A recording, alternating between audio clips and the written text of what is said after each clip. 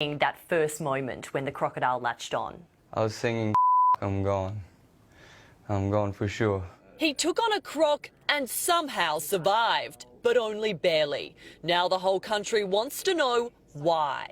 I started telling them about how backpackers are more likely to get eaten by a crocodile than Australians.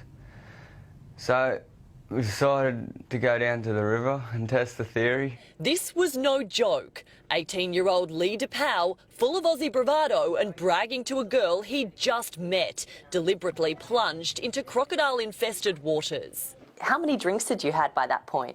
About 10 cups of goon. I just carried on walking with him so that he wasn't on his own, and that was when he kind of said, I'm going to do this, and I just was in complete and utter disbelief. The British tourist he'd been trying to impress could only watch on in horror as the croc attacked, snapping onto his arm. Started shaking its head and carrying on. Lee jumped into the Johnston River in the early hours of Sunday morning. From the moment he hit the water, the crocodile hit him.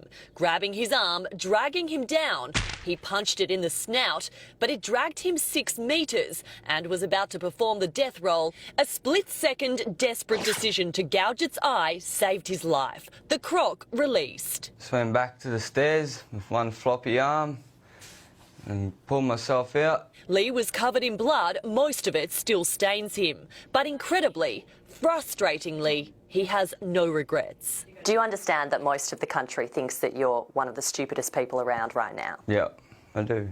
What's your response to that? I'm not really. I'm just, I don't know, trying to prove a point. I've never heard a guy scream like that. You know, he was obviously terrified and he was obviously in agony and, you know, it was just sheer panic. Initially, it was thought Lee might lose his arm entirely, but surgeons appear to have saved it. Both the bones in my left arm are broken. They were poking out of the skin. 2 gouge marks on the top and the bottom. Local fishermen say the croc is well known in the area. He often swims around these boats and is about 3 metres in size.